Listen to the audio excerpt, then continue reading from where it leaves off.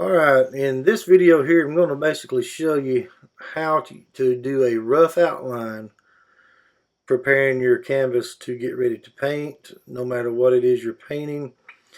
Um, I always like using reference photos, and I'm using a reference photo here of this beach scene. And what I'm going to do here is I'm basically going to take and shrink this photo down, and that way I can use it for a reference. I'll be going back to it off and on, even doing this rough outline, because I want to be able to place all of my elements in the location where I want them. And it's always good to have a plan. That's why I always suggest doing these rough outlines. At this point, when you're doing the outline, you don't have to worry about any detail because there's no detail going into it. You're just basically just drawing rough elements of the trees, the water, the sand, and where you're going to place everything at this point. So that's all we're doing here.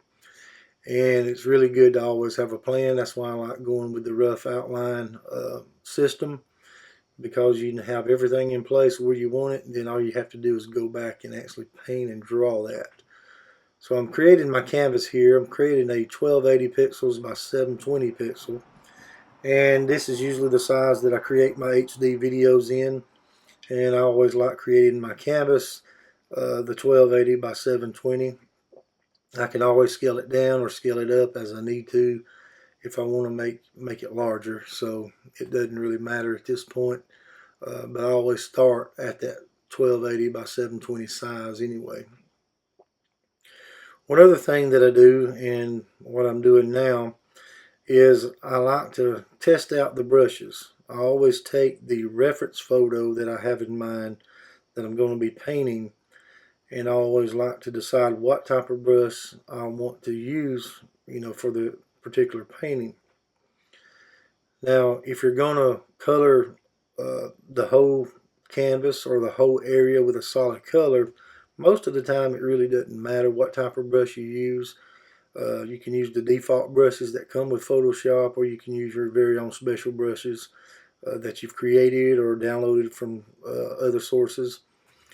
But if you're planning on using something such as what I like to use, the chalk pastel brushes, and you're planning on leaving a little bit of white space, and I always use a pen tool so that I can have the pressure sensitivity, and that way I can lightly draw with the chalk pastel brushes. And by doing that, I can always leave a little bit of white space, and it gives me the realistic look of a chalk, a pastel chalk. And then I can always fill in the white space with a different color. Just depends on what I'm trying to paint here.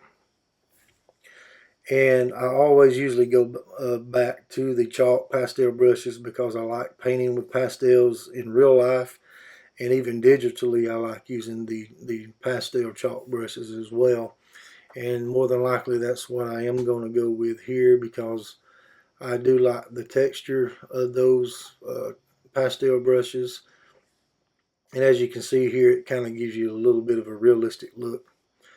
I'm going to do this painting that I'm going to start here on a white canvas, but usually when I'm using a pastel paper and I'm using real pastel pencils, then what I usually like to do is use a sand color paper, and sometimes even digitally when I do pastels I'll use a sand color canvas, or may use a gray canvas or just whatever, depending on what I'm trying to draw or paint.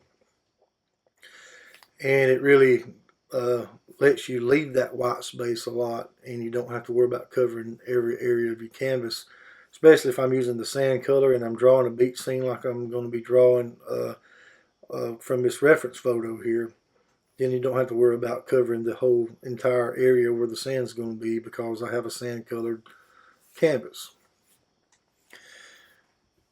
So basically when I start my outline, I always like to use the pencil tool because it's thin, and then I always go back and look at my reference photo, and I like using a light blue color because I can it's just really my favorite. You can use any color you want to draw on your outline, but because when I draw on paper, when I start to draw a character or anything on paper, then I always use a blue colored draft pencil or artist pencil, and then I usually go back with my black inking pencil and finish up the drawing.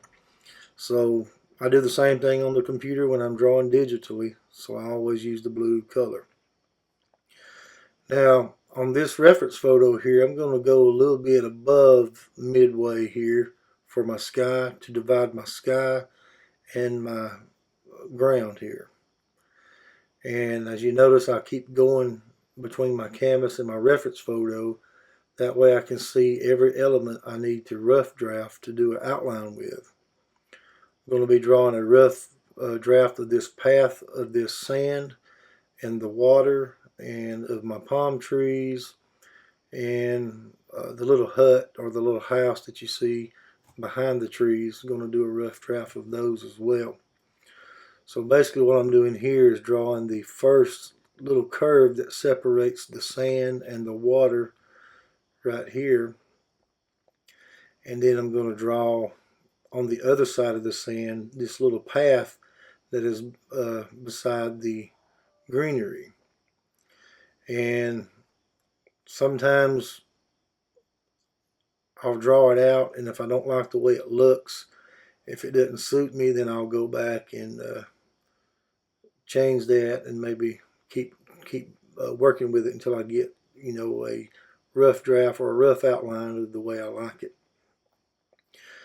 Now I do want to emphasize, and I can't emphasize enough, that when you're drawing from a reference photo, that's exactly what the name implies. It's a reference photo, so don't worry if your artistic skills are not good enough to draw a picture exactly like you see it from your reference photo, because that's really not the main goal of a reference photo anyway. A reference photo is only intended to give you a reference guide to guide you and to help you along whenever you run out of ideas or can't come up with your own ideas from your own imagination. Then you can use the reference photos to get some type of starting point. And it's really good that you don't draw it exactly the way the reference photo shows anyway, because by not drawing it the same way, you actually come up with your own style and your own painting, and you're not really just copying somebody else's work.